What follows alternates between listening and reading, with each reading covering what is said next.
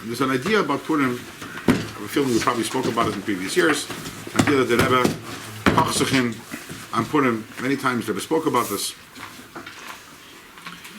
We know that the Gemara says, the Gemara says, that they asked Rabbi Akiva, why is that the Yidden in that generation were deserving of Kloya, right? Yeah.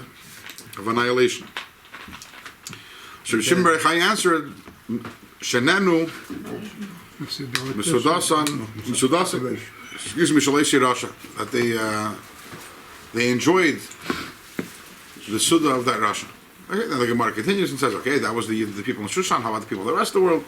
The Gemara says that because Shishtachvu Latzalim, because they bowed down to the Tzelem. Now,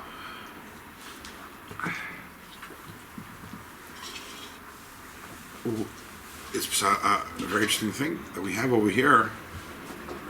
All the Yidden should be deserving of being killed because they went to the Suda of Achashverosh. And even when the Gemara asks them, the Gemara says, okay, based on that, I understand why all the Yidden in Shushan should be killed. But why is the rest of the world? But the people in Shushan, that's a satisfactory answer. What's the problem with going to the meal of Achashverosh? So most people understand it, that the problem was that it was treif. With what? That it was treif. Treif. So first of all, even if it's treif, it's not a chiyuv misa. There's no chiyuv misa for eating treif. What? It's a lav. Malchus. It's a lav, right? It's malchus. Number two, we know that the Medrash tells us that there was kosher food by Achashverosh's meal. Glatt kosher. Lasis kersein ish havish. Glatt kosher and chol Yisrael, right? And also, we have over here Zera lahashmid larig laabed, right? Anashim nashim v'taf. If it was because of eating treif, why would the kids be punished? What's going on? Something. There's a missing ingredient over here. And lastly, and here's also going to be the key to the beer, to the explanation. Why does it say shenehenu misudasi shalei shirasha? It should say sha'achlu misudasi shalei shirasha. If the problem is that they ate treif, then it should say that the problem is that they ate from the suda. What do you mean shenehenu misudasi shalei shirasha? So the Rebbe points to a Medrash, where the Medrash says, it's actually interesting Medrash, which says Adrayanos. Who's Adrianus? Hadrian. Oh. Later on, we call Adrianus Chik Tamaya, Yimach Shemoy. He was the one who had Rabbi Akiva killed, and he was terrible. But that was later on in his career. At the beginning of his career, he wasn't bad to the Yidden. In fact, he was friends with one of the Tanoim, whose name was Rabbi Shiur ben Hanani. And famously, the Gemara, the Medrash recounts many different conversations that Adrianus had with Rabbi Shiur. Okay, it's a shiloh. What happened to him? At a certain point in time, he went bad, and he became a Ritzeach Mamish, and he decided to eradicate Yiddishkeit. The question is, the historians don't know: is it because of the Bar Kokhba rebellion that turned him against the Klal Yisrael, or did he turn against Klal Yisrael and that caused the Bar Kokhba rebellion? But around the time Bar Kokhba rebellion, either shortly before or shortly after, he became a rabbi at Tamed. But before then, there's a conversation that he had with Rabbi Shiur ben Hanania. And Rabbi Shiur ben Hanania, he was a Talmud of Rabbi Yechon Zake, one of the 5 Talmidim mentioned in the Pirkei Avos. And he tells him, wow, take a look at this. How great is the sheep that is surrounded by 70 wolves and it still survives. Now, obviously, this was a metaphor. He's talking about the Yidden Klal Yisrael, which we are a sheep. We're surrounded by the 70 wolves and we survive. So he was extolling and praising the greatness of Klal Yisrael. And Rabbi Yeshua answered him and says, no. He says, Gadol Haraya. Look how great the shepherd is of the sheep. Who, even though there are 70 wolves, he guards them against he guards them, and the sheep remains safe. And this tells us the natural state of things. The natural state of things is that we, Klal Yisrael, as a sheep, and we are surrounded by 70 wolves. And as we know, wolves like to eat sheep. And there is no greater miracle than the fact that here we are, and Am Yisrael is Chai v'Kayam, despite the fact that B'chol Der V'der Emdim Aleinu L'Chaliseinu in every single generation, and that is only because of our shepherd. Arguably, that's the greatest miracle that there is. We can talk about all the miracles that there is. The fact that we still exist after 2,000 years in Galus is the greatest miracle that there is, and it's definitely due to Araya.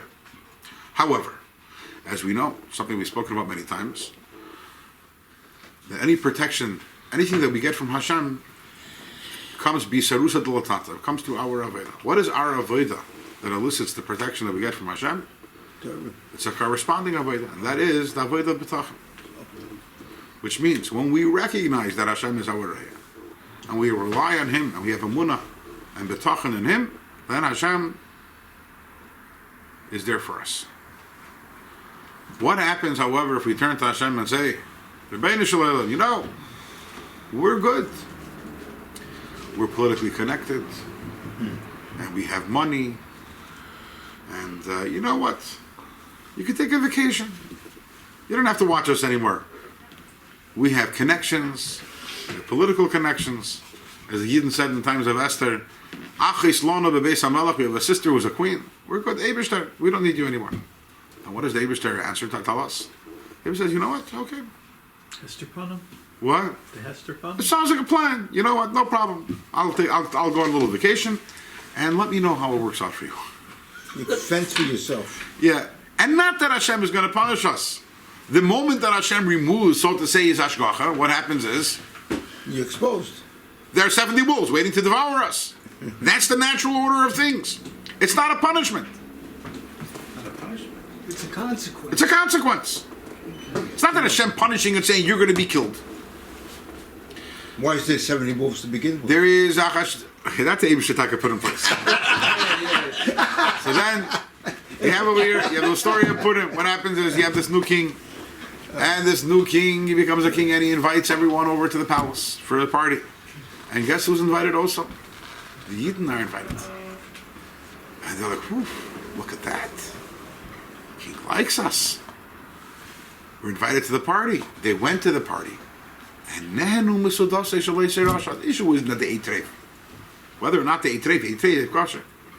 They're like, Eibishter, take a look. Take a look at that. The king likes us. We're safe. We're secure. We don't need you. Hashem says, okay. Beseder. Wait and see. You know, the biggest punishment that Hashem gives us is giving us what we ask for, right? Like the Meraglim. We don't want to go into land. What does Hashem say? Okay. We won't go into land, right? Hashem say, you don't need me, I'm fine, I'm good. I'll be on standby. Whenever you decide that you need me again, let me know. What happens automatically? We have Haman comes, and that's the automatic. When the Roya is on vacation, automatic consequence. And that's why when Mordechai hears about the Gzeira, so what does he do? You think Mordechai, by the way, he's a Yesher B'Shar HaMelech. Mordechai was Minister. he's a minister, and by the way, he saved the king's life. Sure. He had a favor. Victim What? Makes it his Hebrew. Yeah, he saved the king's life, and he has Esther is the queen. You'd think that Mordechai would say, "I got this handled. This is good. That's fine. I'm not worried about this stupid Haman guy." Made. What? We haven't made. We're going to do a shtadlanus. We're going to do shtadlanus. We got me. We got Esther. Maybe we'll pay off Charvena. We'll figure this out. They cried big it up. No. He gathers 22,000 children. Who? And Mordechai gathers 22,000 children, and they start davening. And Esther says, Sumu alai. That's it. We're going to fast for 3 days. They realized the problem wasn't that they didn't have enough connections. That wasn't the problem. That was the problem. The problem was that they were relying on their connections. They forgot to make That's what got them into the trouble in the first place. Right. And now, do you have to make a keli b'derech hatava to be saved by Hashem? Absolutely. That's why at the end of the 3 days, after 72 hours of fasting, when you realize Esther must have looked like a total shmata after 72 hours of fasting. And she went to the king after that. What? She went Or to 70 hours. And she goes to the king. And why? and she couldn't stand on her feet. If she was trying to go b'derech hatava, Not ever. then no, then you don't fast for 70 hours before you go to the king. But she realized that going to the king was only a lavush. Teva is only a lavush. Teva is only a lavush for Hashem's bracha. The bracha of Hashem comes in what you do. You have to make a lavush. You have to go work. You have to do what you have to do. You have to make a keli. That's not where the bracha comes from. And the Sikha there gives an example. He says, imagine a person who wants money. So what does he do? He's busy sewing for himself wallets a whole day. He figures I have a lot of wallets. That's the person who's busy doing a lot of work without. No, that's the wallet. That's the lavush. That's the keli. But where's the money coming from? The money's from Hashem. And once the Yidden realized that, that's when the Yeshua came, and the Yeshua came b'derech hateva, unlike any other Yom Tov, to show us that Teva is only a keli to Hashem's Yeshua. And this is the story of Purim. The story of Purim is the Yidden forgetting who watches us and who guards us, and putting their trust in Teva. And the Yeshua came when the Yidden got their head straight.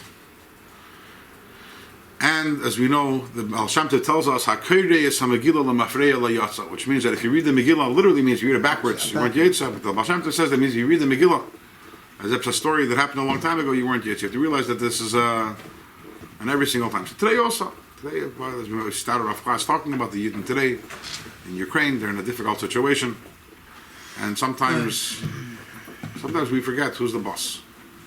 Sometimes we forget how the bracha comes and how the Yeshua comes. So yeah, we have to make a keli b'derech hateva, and yeah, we have to also obviously give tzedakah, and we have to see what we can to help Yidden, etc., etc. But ultimately, you have to realize there's a raya, there's a shepherd, and ultimately the brachas comes when we have our betachin in Him, and we turn to Hashem, we daven, and to realize that's where the Yeshua comes from, and don't ever get lost in the tiftuch ben adivim, and it's Putin, and it's this guy, and Biden. It's not Putin, it's not Biden, it's from garnish, it's the Eibishter. And with Putin, without Putin, with Biden, without Biden, the answer is not any of them, the answer is the Eibishter. And we've been talking, sorry? Lev melachim b'yad Lev Hashem. melachim b'yad Hashem. You have Achashverosh, right? It was the biggest anti-Semite that there was, and the Yeshua came through him. Apesha Asar, Apesha Yiter, right? Yeshua came through him. The Yeshua can come through Putin. The Yeshua can come through anyone, because it's not about them. It's about the Eibishter. So we have to do our shtadlanos and whatever we can to help save Yidden, but ultimately we have to realize that's the Eibishter. And when we realize that, and we put our trust where it's supposed to be, and we talk, we'll have a replay of the story of Purim once again. Mordechai Yatzam Lefnei HaMelech, V'Shmalchus Tchelas V'Chur, L'Yehuda Me'Se'era, Shada B'Karev Mamish now.